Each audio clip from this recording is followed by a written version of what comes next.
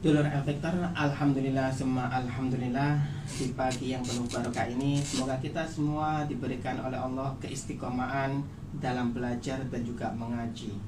Kali ini kita akan masuk ke Fajar Syiar Parenting bersama Ustazah Dr.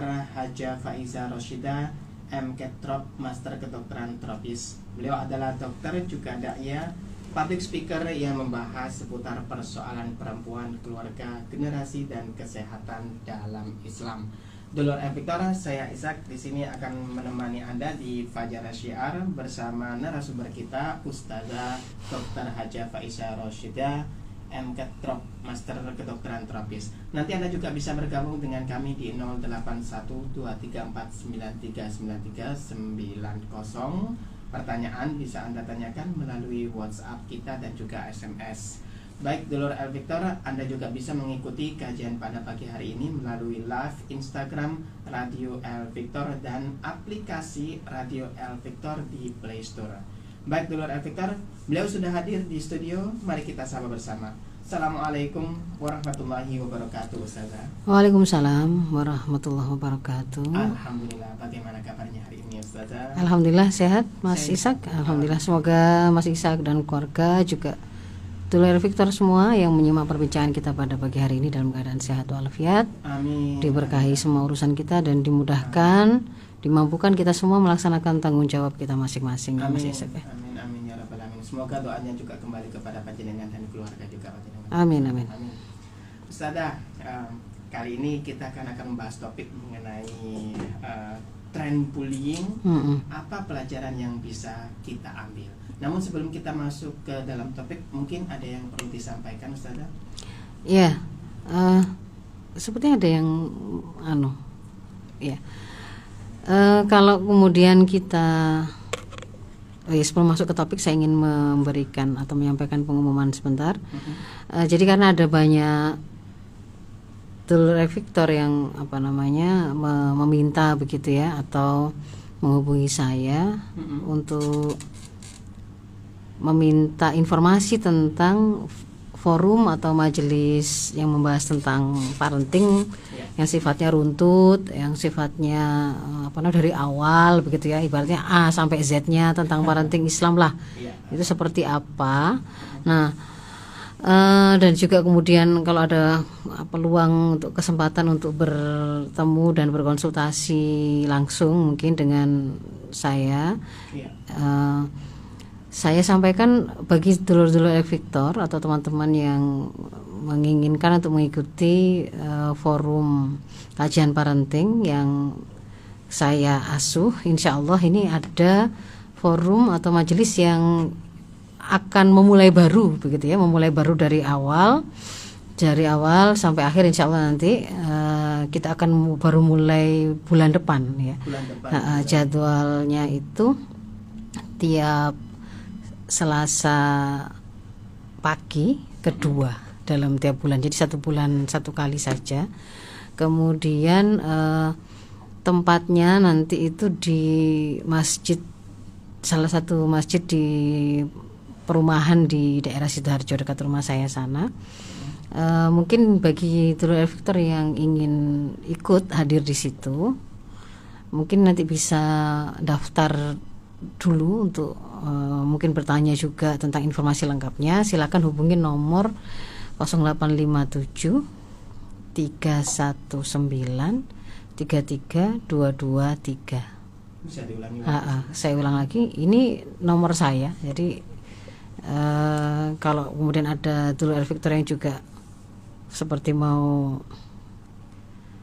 konsultasi atau sejenis dengan itu ya, bertanya tentang satu persoalan tertentu, boleh juga menghubungi nomor tersebut ya. WA saja, teks saja pesan, nggak usah telepon, karena kalau telepon pasti nggak saya angkat. Jadi saya itu pesan saja. Jadi nanti insya Allah ketika berkesempatan akan saya respon ya. 0857 319 33223. Itu nanti bagi yang mau daftar untuk kajian parenting offline-nya, insya Allah bulan depan kita mulai. Sudah offline ya Ustaz? Iya, sudah offline, sudah mulai lama lah, sejak mereda ini insya Allah bisa kita mulai.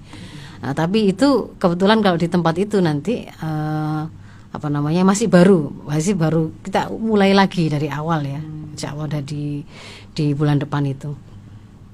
Jadi sampaikan saja nanti di situ pengen dapat informasi tentang tempatnya atau mungkin jadwalnya dan mendaftar, nanti saya akan respon.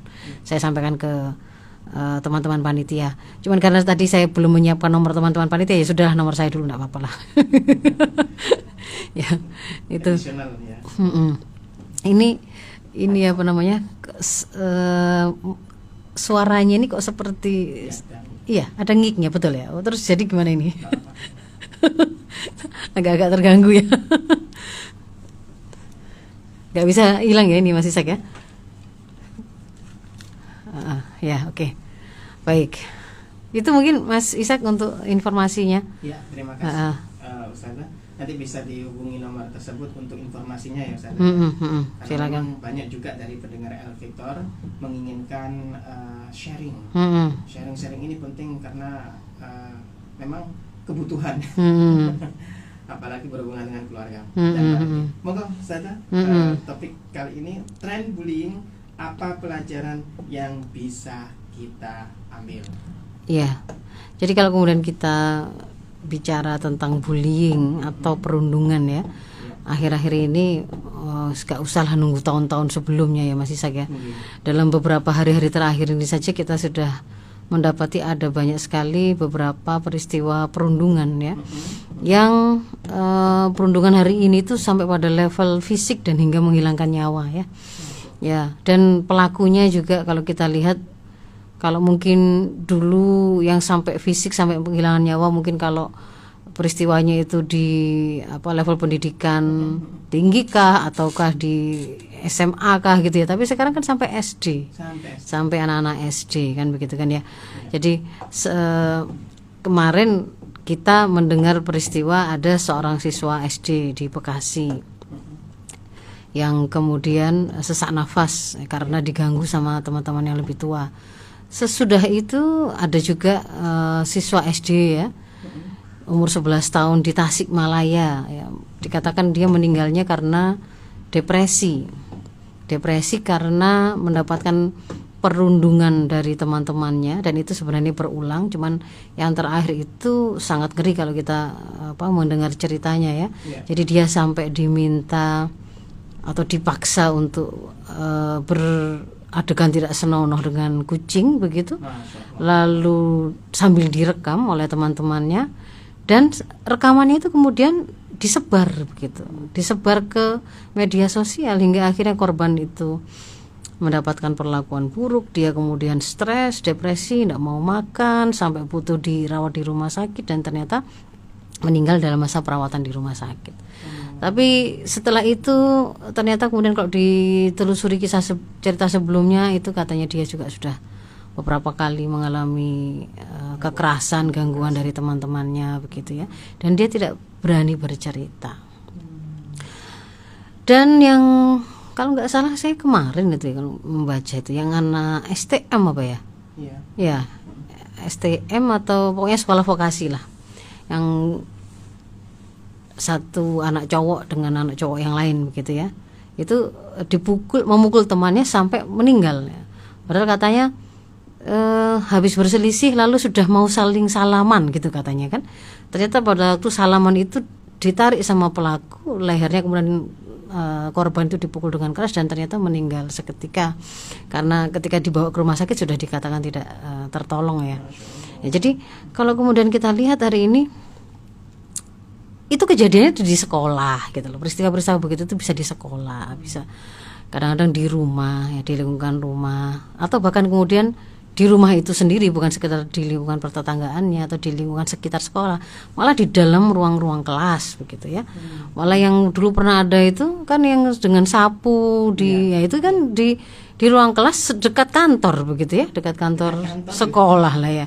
Jadi apa yang kemudian kita temukan hari ini, lingkungan rumah, lingkungan sekolah, tempat anak-anak yang mestinya itu terpelihara keamanan, kemuliaan, dan kemudian kehormatan mereka, begitu ya. Justru mereka kemudian harusnya dengan nyaman, tenang belajar di tempat-tempat tersebut, ternyata malah menjadi tempat yang membahayakan untuk mereka. Mereka ternyata banyak yang menjadi korban di lingkungan tempat tinggal maupun sekolah tadi. Nah, ini kalau kemudian mau kita teruskan catatannya itu banyak sekali ya Mas Ishak ya.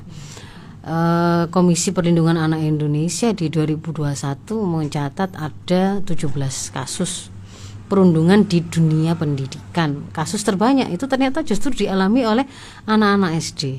Kalau kemudian kita mendengar kalimat dari Pak Menteri Pendidikan, Kebudayaan dan Ristek ya, Pak Nadiem Makarim, pernah beliau mengatakan ada 3 dosa besar pendidikan hari ini, yaitu intoleransi, perundungan, dan kekerasan seksual ya.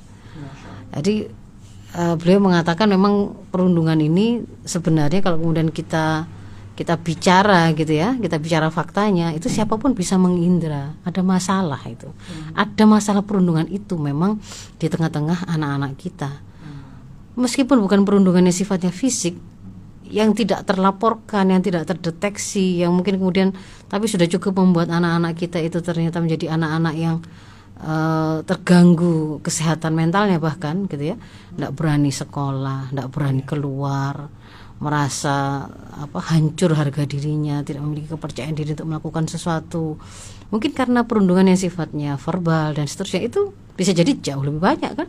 Karena yang kemudian viral, yang kemudian menjadi kasus itu kan biasanya kalau yang sampai itu tadi kayak mati, kayak kan begitu itu ya. Ini sebagian saja. Jadi kalau kemudian secara fakta sudahlah pasti kita semua sepakat bahwa ini memang ada darurat bullying, bisa kita bilang seperti itu ya, darurat bullying di negeri ini gitu ya, di tengah-tengah generasi kita.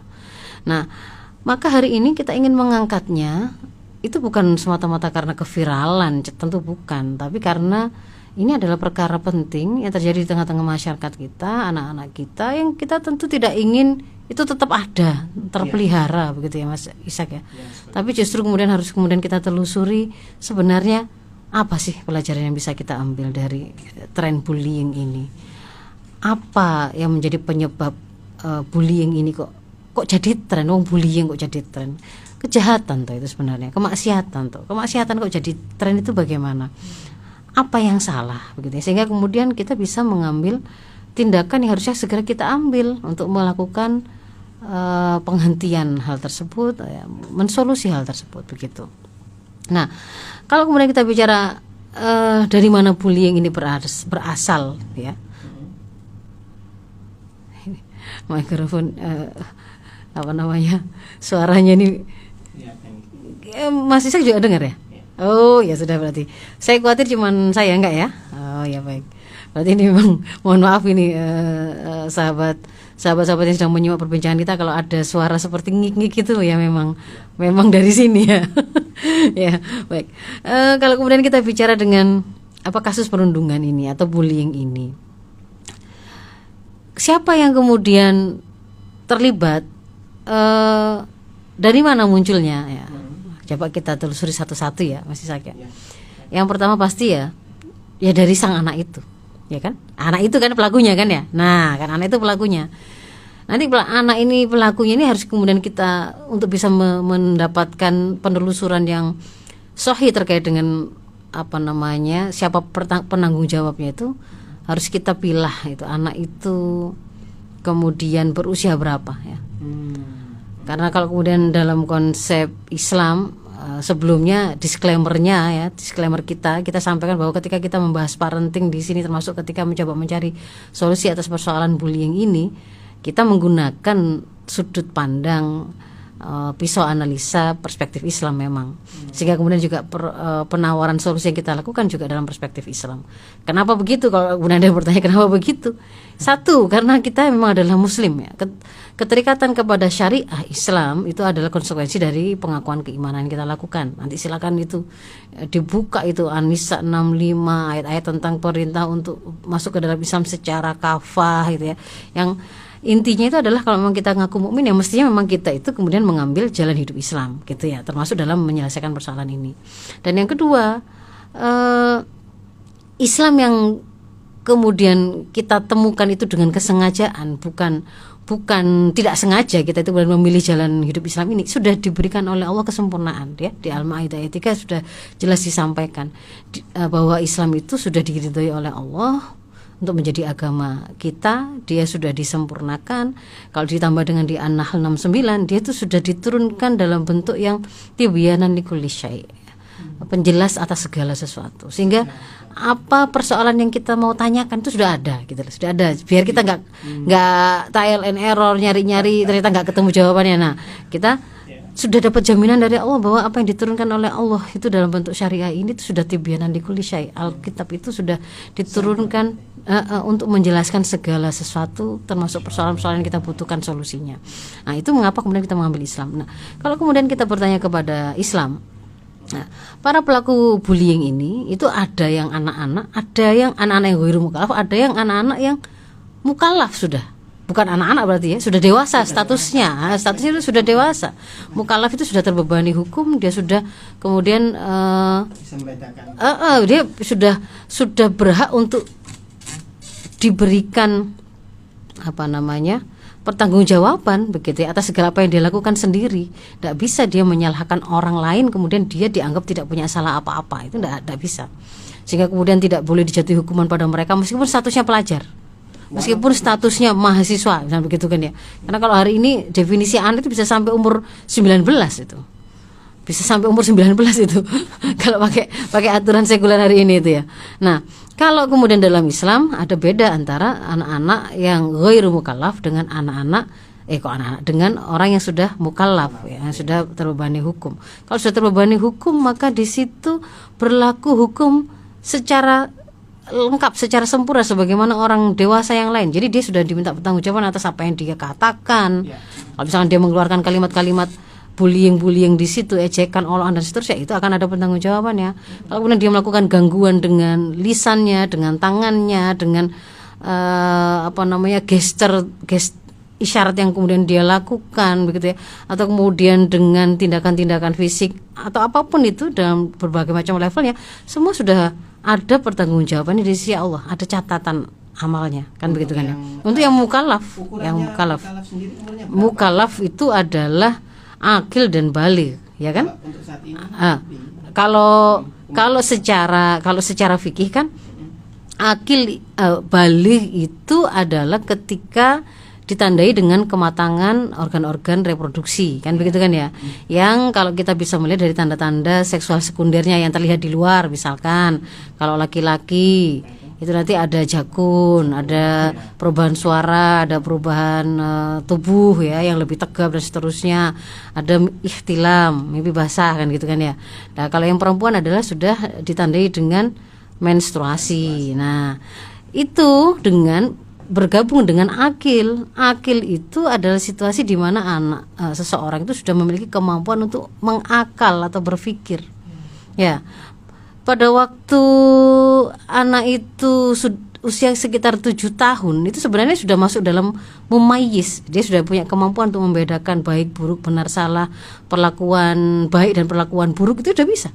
Makanya ketika misalkan orang tua bercerai itu, ketika anak itu sudah usia mumayyiz dan bisa membedakan kanan, kiri, baik, buruk gitu ya.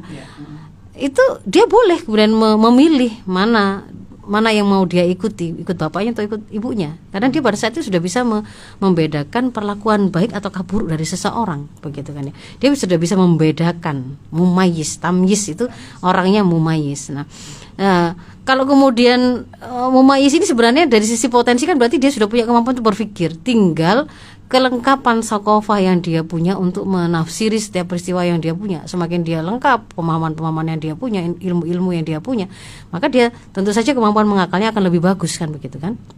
Nah, akil dan baligh itu adalah mukallaf gitu. Kalau iya, tapi akil itu seharusnya selaras dengan baligh gitu kan. Seharusnya selaras dengan baligh, dan akil itu bisa disiapkan gitu loh. Sehingga kalau pakai usia, batasan usia itu, kalau misalkan tidak sampai usia sampai usia berapa seseorang itu kok nggak ihtilam, nggak mimpi basah misalkan ya. Baliknya berarti umur berapa. Kalau yang perempuan juga gitu, nggak menstruasi berarti umur berapa maksimalnya begitu. Itu adalah pada maksimal 14 tahun. Sehingga setelah itu pasti mukallaf gitu loh. Itu pasti mukallaf. Jadi kalau anak-anak yang usia SMA, kuliah itu pasti bukan anak. Pasti bukan anak itu. Pasti sudah mukallaf itu ya. Sudah mukallaf meskipun kalau pakai definisi undang-undang perlindungan anak hari ini ataupun definisi tentang anak-anak di secara internasional mungkin bisa sampai 19 tahun, bisa sampai 21 tahun begitu. Itu kalau dalam konsep Islam bukan dari konsep Islam itu begitu. Ukurannya bukan itu.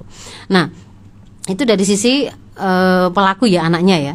Nah, maka di sini sebenarnya harus dibedakan anak-anak yang dia itu ghairu mukallaf, apalagi kemudian ghairu mukallaf itu ada dua ya, anak-anak usia dini yang itu ghairu mumayyiz dengan anak-anak yang mumayyiz itu juga berbeda begitu loh. Kalau jelas-jelas kalau dia itu ghairu mumayyiz ya. Misalkan ada anak kecil memainkan sesuatu begitu mainan kok ternyata dipukulkan ke teman sampai melukai. Pasti itu bukan karena dia berniat merundung gitu. Misalkan anak umur 3 tahun, 4 tahun, 5 tahun. Jadi itu bukan dalam rangka merundung, anak itu bukan melakukan bullying, bahkan dia belum ngerti itu bullying itu apa begitu. Tetapi kemudian penanggung jawab yang ada di situ adalah orang-orang dewasa yang kemudian memastikan kalau misalnya anak-anak ini bermain harus dalam pengawasan mereka kan begitu. Tidak boleh ada benda-benda yang membahayakan. Yang kalau kemudian anak-anak ini tadi itu belum bisa megang saja belum teteh ibaratnya kan begitu kan ya. Motorik halusnya itu masih tidak karu-karuan begitu, masih tidak dia tidak bisa megang begitu loh, menaruh dengan baik-baik, memberikan dengan baik nggak bisa, sehingga kemudian bisa jadi ada bahaya-bahaya di situ. Nah itu tentu saja orang tuanya, atau orang dewasa di sekitarnya.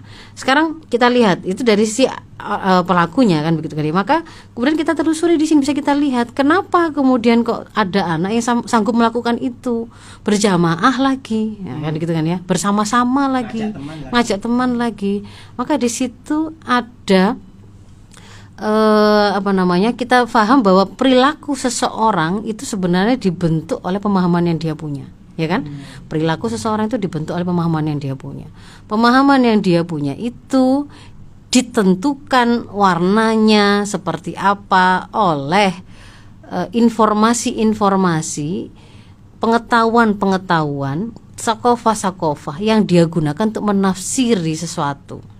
Dari mana itu biasa? Ya, ini kalau kemudian dalam pandangan Islam seharusnya yang membentuk yang dimiliki oleh seseorang untuk membentuk perilakunya dia itu seharusnya adalah pola pikir yang Islami. Pola pikir Islam itu adalah ketika dia menjadikan rujukan dalam memandang segala hal itu adalah ujungnya adalah menggunakan standar yang diberikan oleh Islam, begitu loh ya.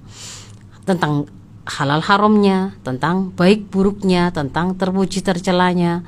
Baik itu ketika dia sedang memahami benda. Nah, ini misalkan ini ada, saya haus, saya mau minum, atau di depan saya ini ada minuman kok coklat bening, ada yang putih, ada yang itu. Maka kemudian ketika dia tuh mau mencoba memahami fakta minuman mana yang mau saya minum, gitu kan ya. Selain dia memahami fakta dari benda-benda yang hendak dia minum tadi, dia harus kaitkan hukumnya benda tadi itu untuk saya minum itu dengan pemahaman yang dia punya tentang kalau saya muslim saya harus minum dan makan hanya yang halal, hanya yang thayyib kan begitu kan ya, ada adabnya, ada adab makan dan minumnya. Nah, maka itu yang kemudian akan dia gunakan untuk menafsiri fakta sehingga kemudian dia akhirnya punya kesimpulan, ini air putih ternyata berarti boleh saya minum. Oh ini teh, boleh saya minum. Oh ini khamr. Oh ini racun. Oh ini misalkan minuman keras yang lain gitu ya. Nah kalau kemudian ini sesuatu yang diharamkan dalam Islam nggak akan saya ambil. Itu kalau dia menafsiri benda. Terus ketika menafsiri perbuatan gitu ya. Apakah boleh kemudian saya memukul teman? Apakah boleh saya misalkan balas caci mencaci dan seterusnya? Itu semua yang akan membentuk perilakunya itu adalah pemahaman yang dia punya, dan pemahaman itu seperti apa warnanya ditentukan oleh informasi apa yang kemudian dia pakai untuk menafsiri hal tersebut.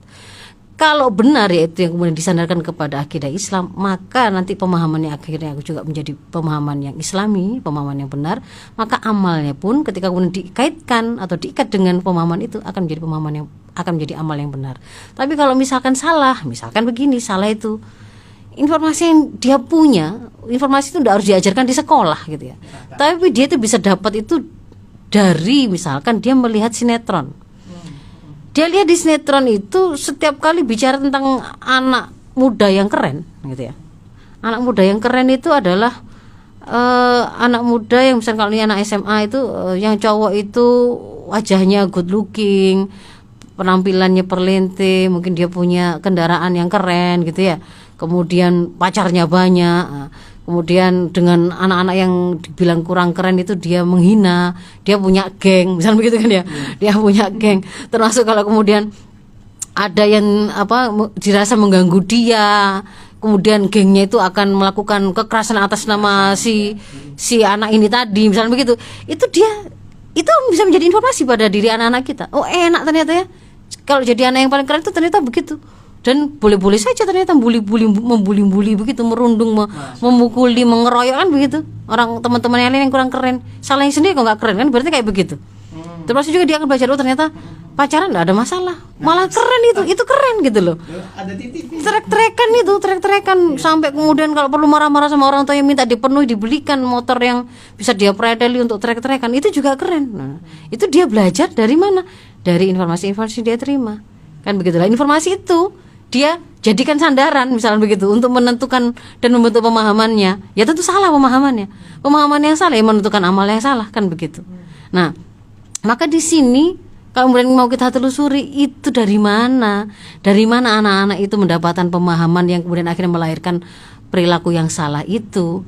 Nah, kita akan bicara tentang siapa saja pelaku pendidikan anak atau generasi. Awalnya basic awalnya itu pasti adalah rumah dan orang tua. Rasulullah sendiri sudah mengatakan ma min mauludin illa yuladu alal fitrah, ya kan? Tidak ada seorang bayi pun yang lahir kecuali dia lahir dalam keadaan fitrah. Fa abawahu yuhawidani au yunasirani au yumajjisani. Kedua orang tuanya lah yang kemudian akan membuat anak ini tadi mau jadi Yahudikah, Nasranikah, Majusikah. Berarti berawal dari ada guru pertama di situ, peletak dasar warna kepribadian sang anak. Sekolah pertama anak itu adalah rumah, itu adalah bapak ibunya. Termasuk di sini adalah yang mengajarkan anak-anak itu ini bukan sekedar informasi-informasi yang membentuk kognitifnya, termasuk rasa yang dia punya, ya. Mengenali bahwa dia itu mempunyai naluri untuk melangsungkan untuk mempertahankan eksistensi diri, ya.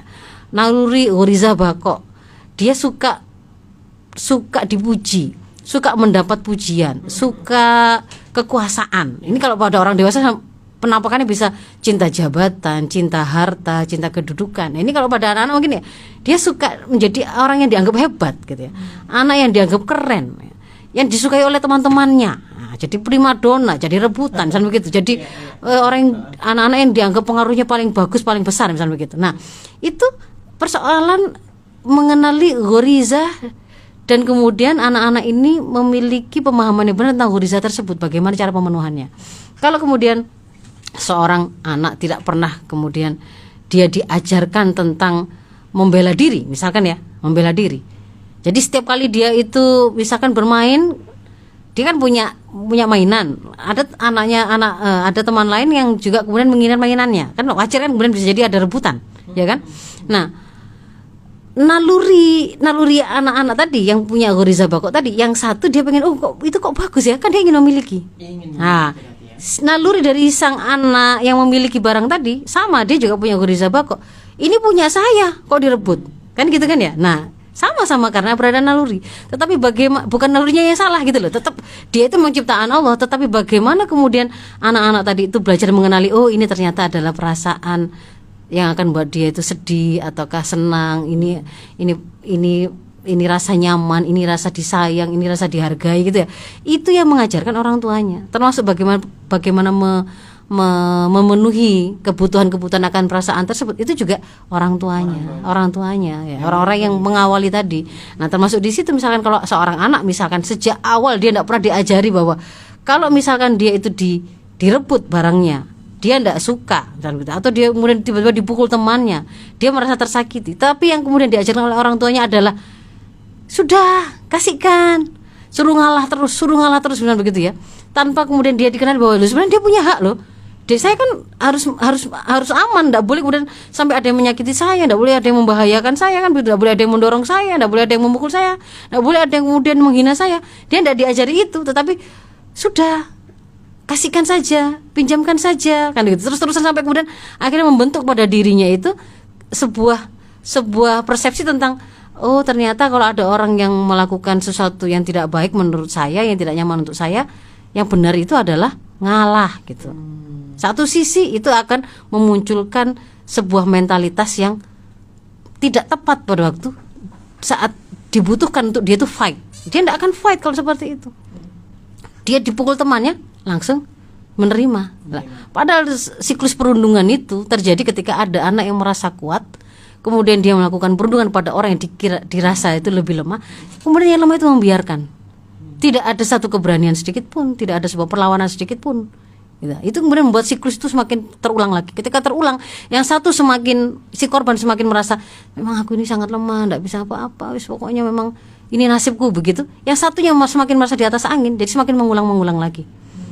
Jadi satu sisi akhirnya anak ini tadi karena salah asuh dalam hal mengenalkan rasa perasaan naluri itu dengan tepat gitu ya, dan bagaimana kemudian pemenuhan terhadap kebutuhan naluri tersebut bisa memunculkan sebuah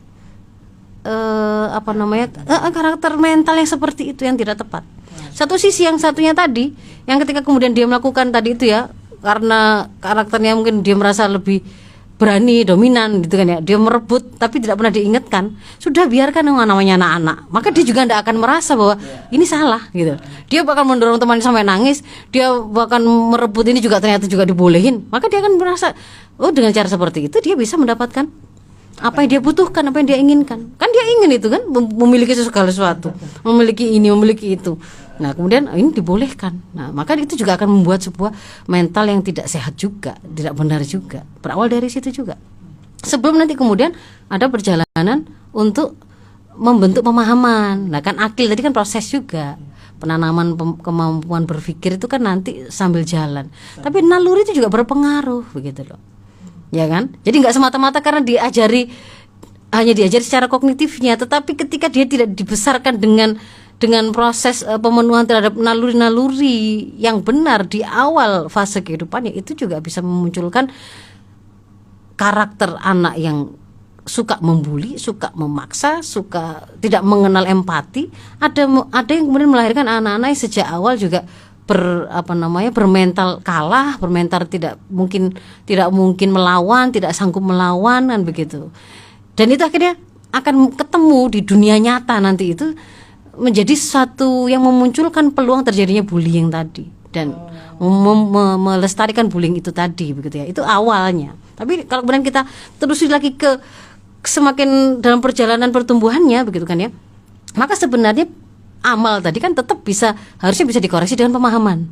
Nah, faktanya kemudian hari ini ternyata pemahaman yang mereka butuhkan yang seharusnya dibutuhkan oleh anak-anak kita itu kan satu proses pendidikan yang akan mencetak mereka memiliki profil berkepribadian Islam, solih, taat pada syariah, muslih, dia itu siap untuk kemudian melaksanakan syariah tadi dan juga kemudian mempertahankannya dan juga mengoreksi ketika ada kesalahan di luar dirinya. Jadi misalnya ada kemaksiatan begitu kan ya.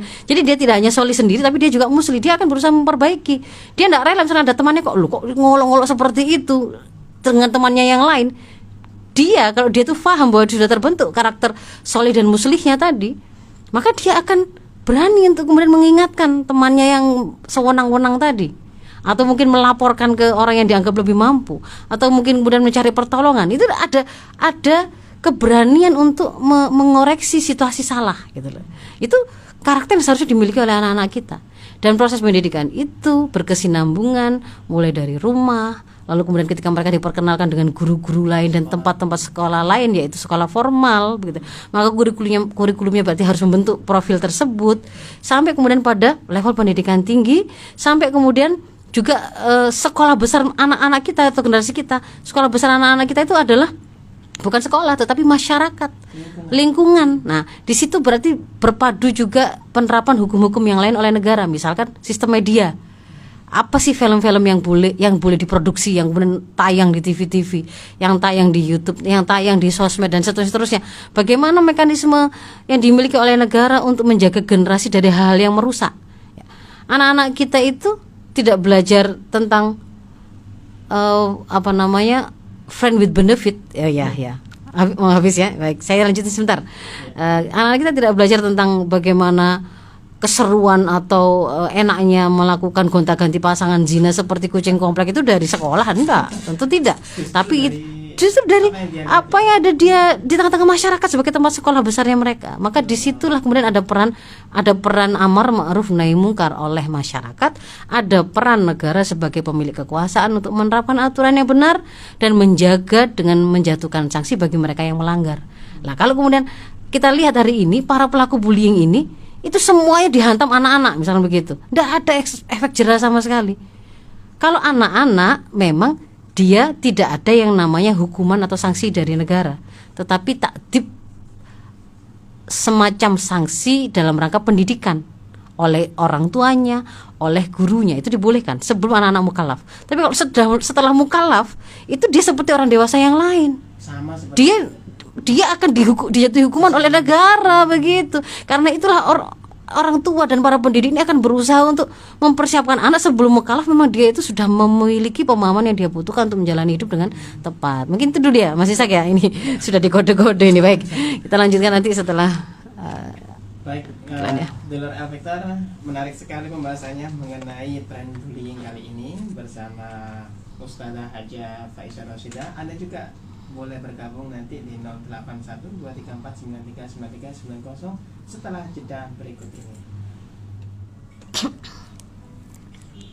Baik, dulur Victor, kita lanjutkan kembali ngaji kita, ngaji parenting bersama Ustazah Haja Rosida Faisha.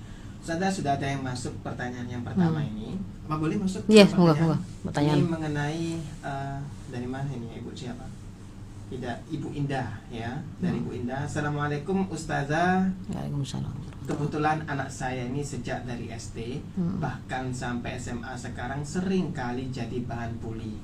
Sampai suatu ketika dia tidak mau sekolah dan seperti tertekan dengan sikap temannya. Tapi anehnya ketika saya komunikasi dengan gurunya, kesannya malah cuek aja. Bagaimana sikap kita seperti ini? Kalau orang tua mendapati anaknya bercerita tentang kesulitan yang dihadapi oleh anaknya di sekolah, perlakuan tidak baik dari teman-temannya, wajib orang tua memberi perhatian ya. Apalagi kalau itu masih anak-anak ya, masih anak-anak. Dan harus kemudian kita meresponnya dengan tepat supaya itu nanti tidak keterusan membentuk profil yang salah ya.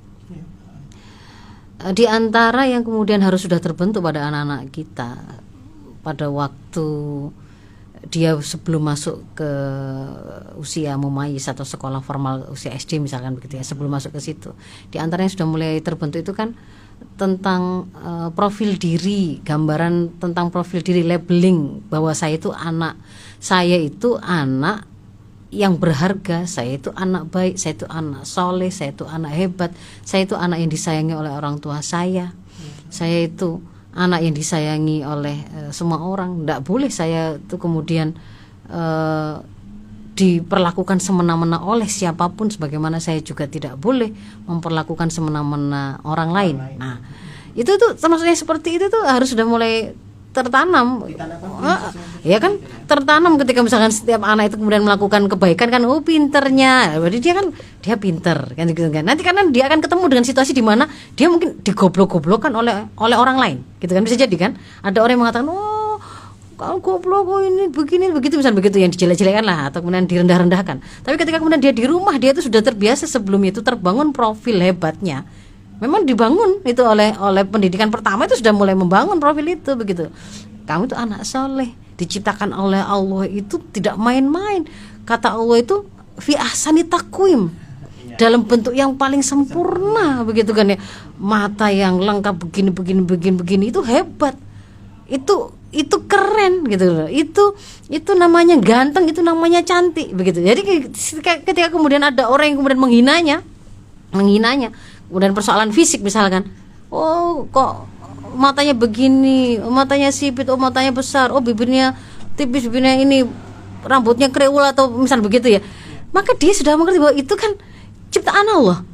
Memang dia itu berarti sedang menghina ciptaan Allah. Ini sesuatu yang sifatnya akidah sebenarnya, sudah bisa ditanamkan sejak awal begitu, sudah bisa ditanamkan sejak awal.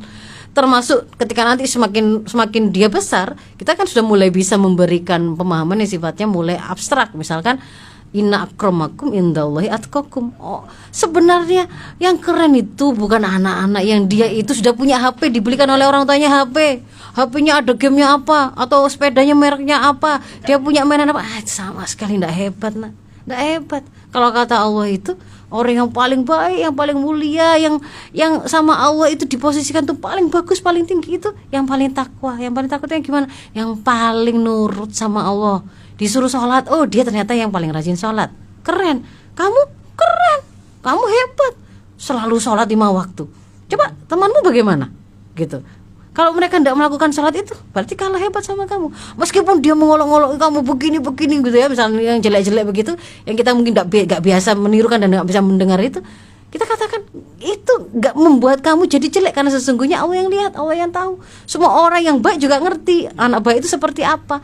Kalau kalimatnya, mulutnya itu mengatakan kalimat-kalimat yang buruk, padahal kan tadi kata Allah yang paling mulia itu anak yang paling bertakwa, yang paling nurut sama Allah. Allah mengatakan falyakul khairan aw liyasmut, ngomong baik saja, kalau nggak bisa diam. Kan kita mulai bisa ajarkan itu begitu. Artinya untuk pertanyaan tadi, kita sebagai orang tua kita harus memberikan motivasi. Jadi kalau misalkan nemukan ini kasusnya misalkan SD ya, kita ketemu begitu, kuatkan profil itu supaya kemudian dia itu memiliki memang kepercayaan diri dari dalam, berdasarkan pemahaman yang benar, berdasarkan keterpenuhan kebutuhan dia akan pujian, akan kasih sayang, supaya membuat dia secure begitu loh ya. Itu harus di saat itu sudah dipenuhi. Jangan dianggap remeh lalu dibiarkan. Ketika dibiarkan tadi dulu, nanti dia mulai merasa sudahlah, memang berarti ya nggak apa-apa, berarti kalau saya itu diolok-olokin seperti itu, memang aku yang kayak begini nih, memang kulitku itu hitam, memang aku itu kriwul, memang kayaknya memang kriwul itu memang nggak keren. Buktinya di TV itu namanya iklan sampo tidak pernah ada rambut kriwul, adanya tuh yang lurus misalnya begitu kan ya. Nah, jadi dia akhirnya menafsir sendiri kan dengan pemahaman yang salah. Maka itu harus segera diluruskan oleh orang tuanya saat itu. Termasuk kebutuhan dia untuk merasa disayang gitu, berharga. Kan dia mengira ternyata dia sampai nangis cerita juga bapak ibunya juga nggak pay attention, nggak ngasih perhatian. Dia akhirnya kan merasa sendirian. Nah sudahlah, besok nggak usah cerita lagi. Kalau dia mendapatkan perlakuan seperti itu, tak simpan saja. Bahkan kita sampai mengalami misalkan sodomi, bahkan ternyata dia diam saja akhirnya. Nah itu sesuatu yang malah keliru. Jadi prinsip pertama ketika orang tua mendapati ada anak yang seperti itu, harus perhatian, cari tahu.